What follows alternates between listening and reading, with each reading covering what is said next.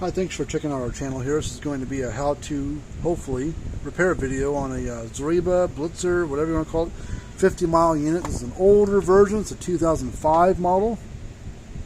Based on the first two digits, that's when it was built, 2005. Now, they do make a newer model. Looks just like this, black case, whatever, just like this. Different sticker on it. They also made a red snapper, maybe Blitzer was in a red case, kind of a ovally rounded corner square thing. The guts are all basically the same. Now they've made probably 2 or 3 variation of unit guts on the inside.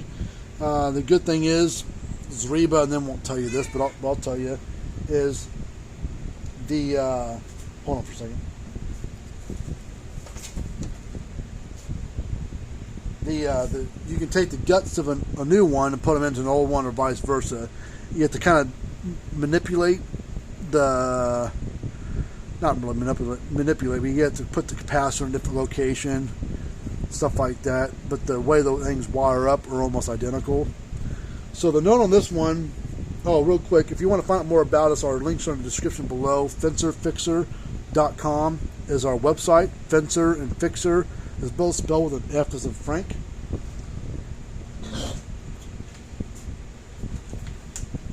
So if you got any fence chart you want to look at, we work on a bunch of new and old stuff. And this is an older model. This thing's 15, 16 years old. I don't know if it's ever been worked on before, but that's a wrong bit. I'm trying to get the right bit in there to take these screws out. So I don't know if we're going to be able to fix this one or not. Depends on what it needs. The note on it says will not turn on, so that could be anything. Now, these don't have a fuse on it, I don't think. I don't believe they have a fuse on them.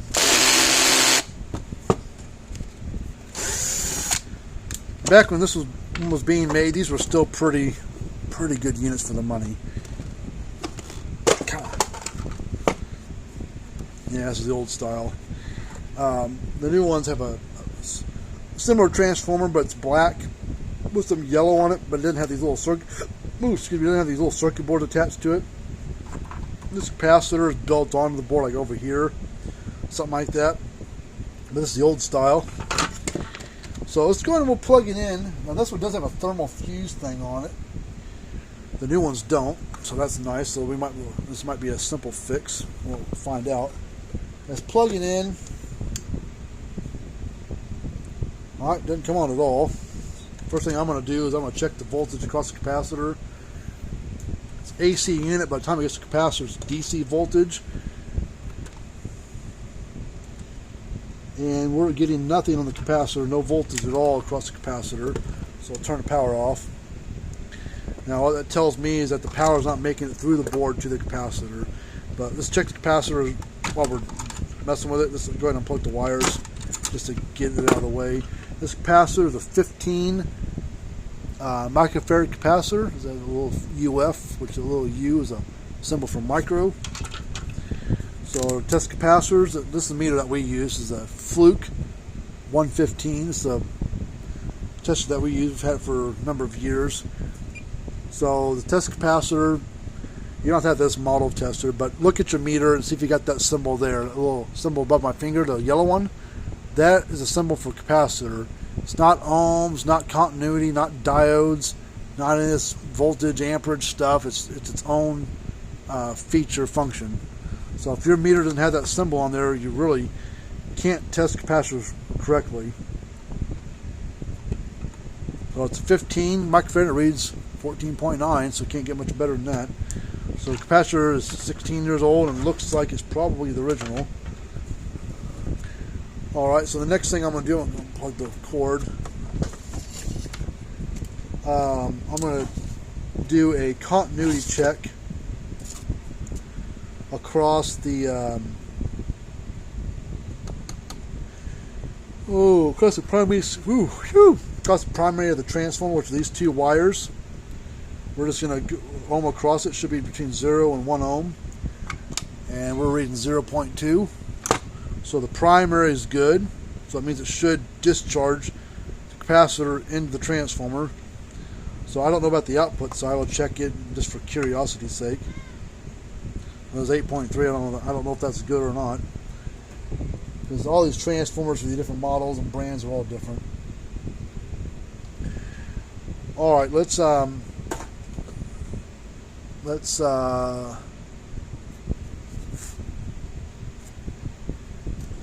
the transformer wires.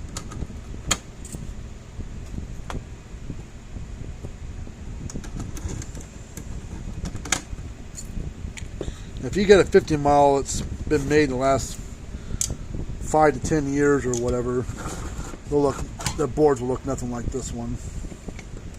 They're going to be green.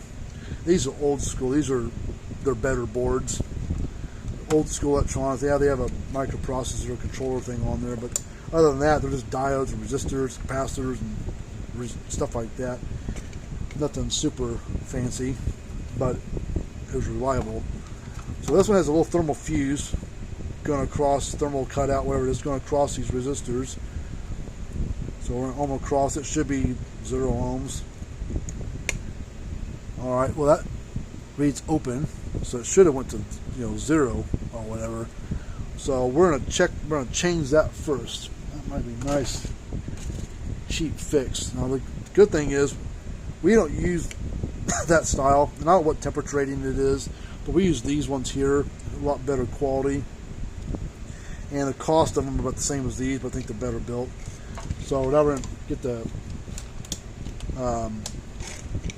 soldering iron powered up. We're gonna set it at about 725 degrees Fahrenheit. I need to go get some soldering braid.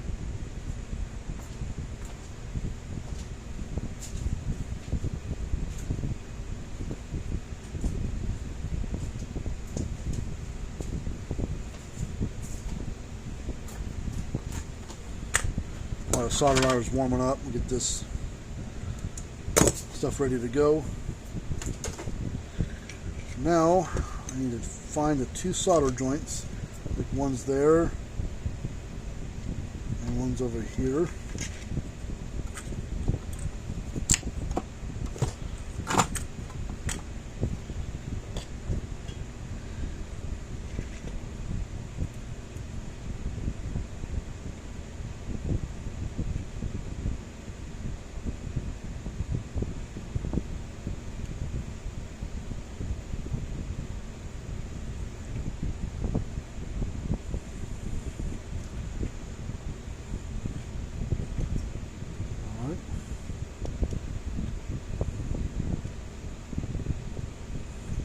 Now there might be more wrong than just this, but this is the simplest thing we can change first before we dig deeper into the board.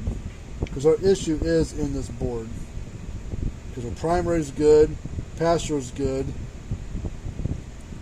it should pulse, and it doesn't. So the problem's in our board.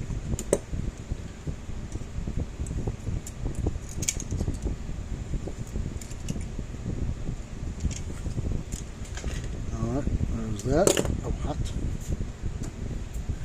Alright. Now this does not have a polarity. So I'll shove one in there. Shove the other lead into here. And we're going to kind of lay it across those. Pull the wire tight. The lead tight, I mean.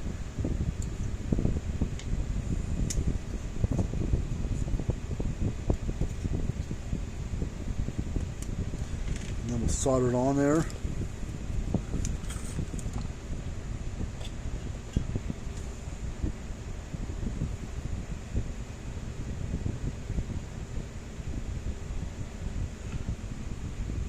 Alright, and I'll solder this one.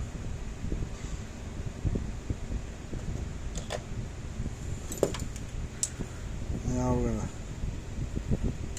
cut the excess of the lead off there. Because one of these diodes could be bad. I mean, we can do some more checks real quick while we're in here. I mean, before we waste all the time plugging in all the wires, just to unplug them all again. So I'll put the meter on diode setting, which is that little symbol right there with the triangle arrow deal on there. That's pretty standard on most meters, even the cheap ones. And we're going to go across the diodes. It should be black on the stripe, red on the non-stripe, so that's good. That's good. Those are the big ones. And then we'll check these two small ones, which are exactly the same as the big ones, just less amperage or less voltage capacity, but testing-wise are the same. The two small ones are good. There's another little black one over here. That's good. These SCR, I think I can check those. Put the red lead on the top here, or just check the outside leg.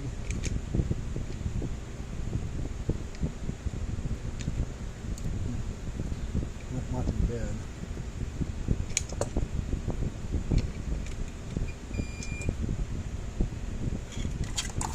Might have a problem with that one.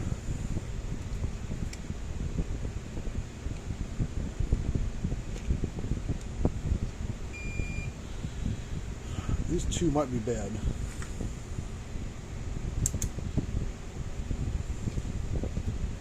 $10 ohm, 100 ohm. Oh, brown, black, brown, 100 ohm. Okay. Let's look at these little.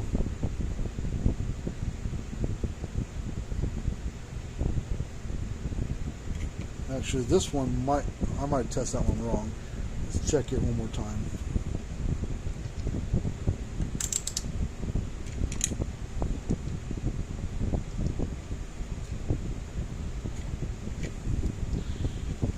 This one,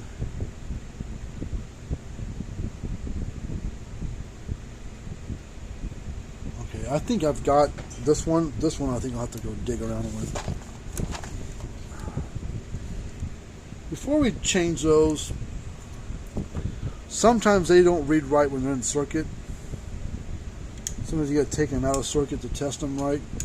So before we do all that mess, let's plug up all the wires to it. It doesn't take very long to unplug all the wires again.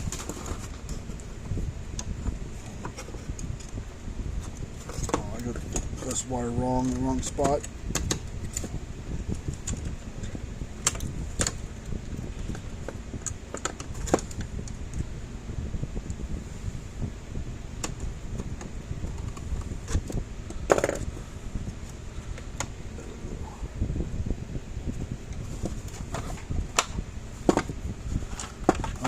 Plug it in this capacitor. Now if it doesn't work this time, then we've got to change out these two things, and that probably get it fired up again, hopefully. Alright, I'm going to plug it into the outlet here. Turn the power strip on.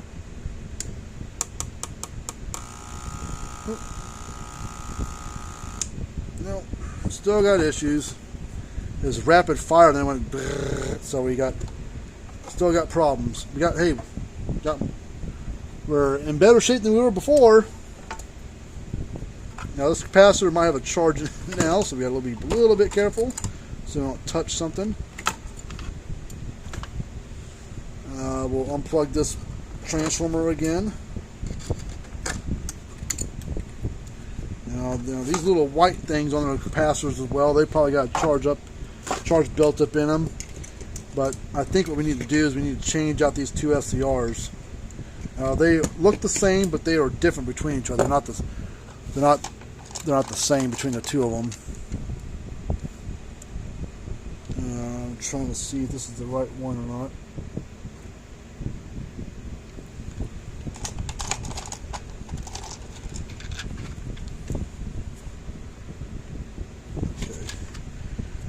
That's not the right one.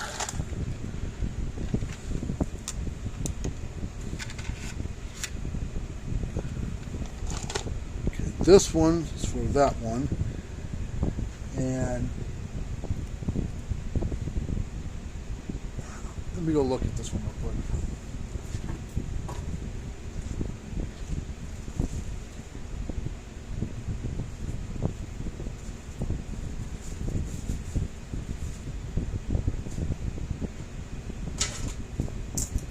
I got these two here.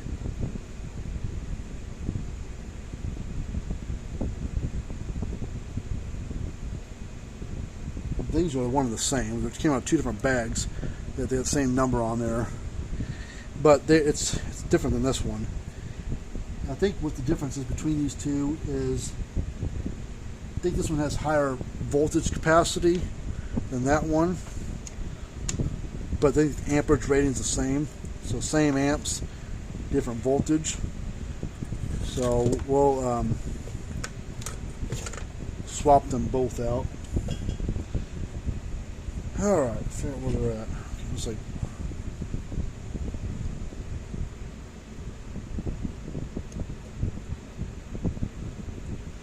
I had a funny feeling that those SCRs might be bad. They weren't reading quite right. But like I said, I didn't know if they were bad or not, because sometimes you got to pull them out of circuit to be able to read them right. Because sometimes there'll be another part on the board that is bad, and since it's feeding into that part or whatever, they can give a false reading that's good or bad. So sometimes you got to pull them out of circuit to be able to read them. But I'm just going to replace both of them, since I'm fairly certain that they're both bad. And see, Zareba and a lot of places don't dig this deep with their units. Now, you can't buy this board. You can't buy it brand new anymore. They don't sell this board anymore. They do sell a board or make a board, whatever, for the newer ones that look completely different, but not as reliable as these. And you can't do the deep of board work on these ones as you can the old, or the new ones as you can the old ones. Now I'm going to go ahead and plug this in. Well, that way I remember which one goes where.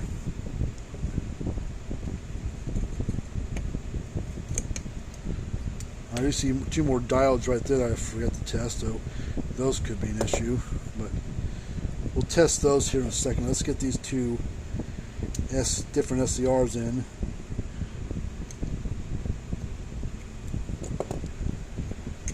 Get them soldered in. That way they're done and ready.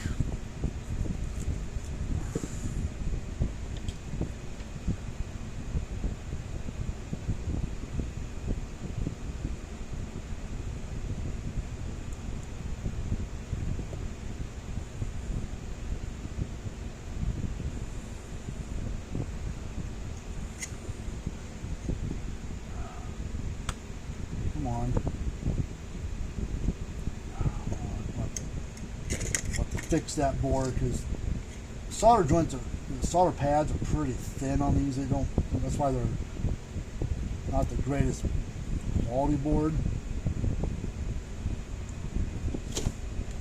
And I didn't have the soldering iron on there that long. So now what I got to do is one of the solder pads pulled off the board. So actually now I've got to run a jumper lead from this solder pad to the one that we just put in there. So from here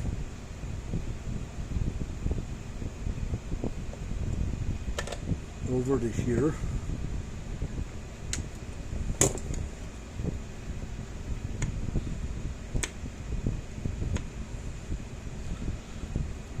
Now we'll solder joint up there, push the wire down, don't want to get burned.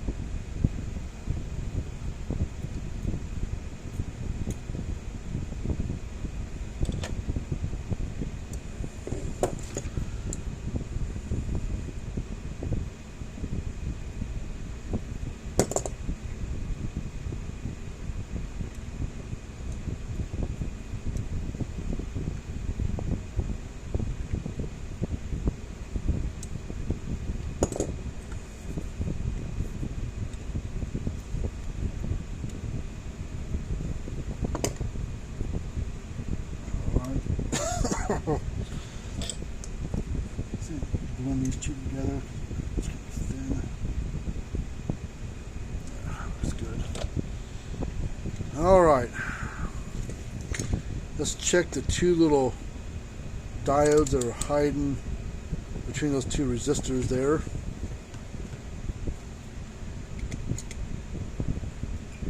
That's good.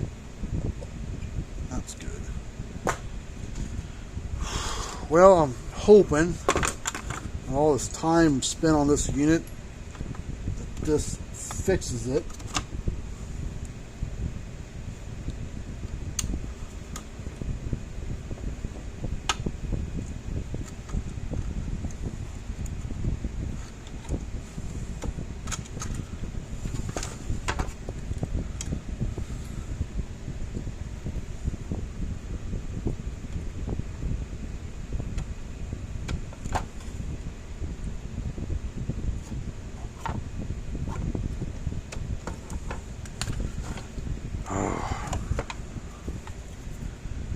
Alright. Cross your fingers and your eyeballs and see if this is working. 1, 2, 3.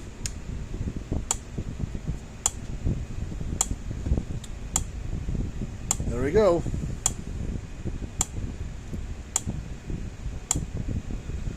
Alright.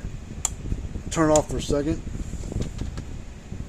Now, I'm pretty confident that we're going to be done with this one. But what I do is I do hook up a load to them. I put them off to the side and I let them stress test for a while. Usually a full day or two, day and a half, you know, most of today and overnight. And by the time we come back tomorrow, still running, we should be good to go.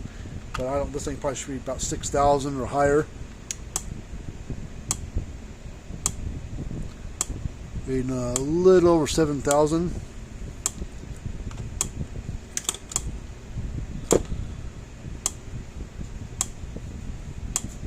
So if this one's going, just took a little bit of work, but got the unit going. I'm sure the customer's going to be happy. These things haven't gotten any cheaper in the last couple of years, 3-4 years or so.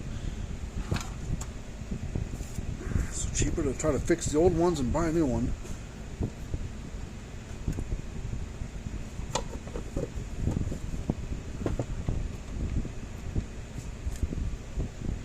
I'm going to put the screws back in here. Oh, what the hell, where's the fourth screw at?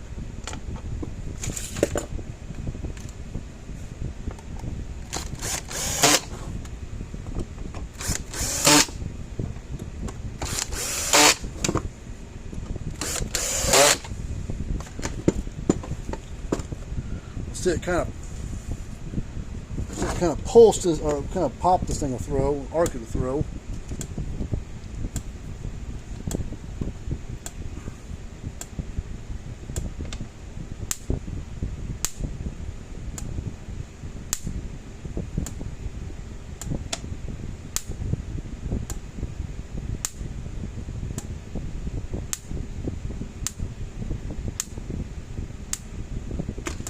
Nice hot little unit. Alright, we'll hook a load across here and we'll stick it over there on my dad's bench and let it run for a while since he's not here right now. And then we should be good to go. But I'm pretty confident we're done with this one. Alright, well hopefully you like this kind of stuff. Subscribe to the channel. Hit that thumbs up button. Tell YouTube, the algorithms, that hey, these are good guys, good videos, good stuff. And help us out, get our name out there more.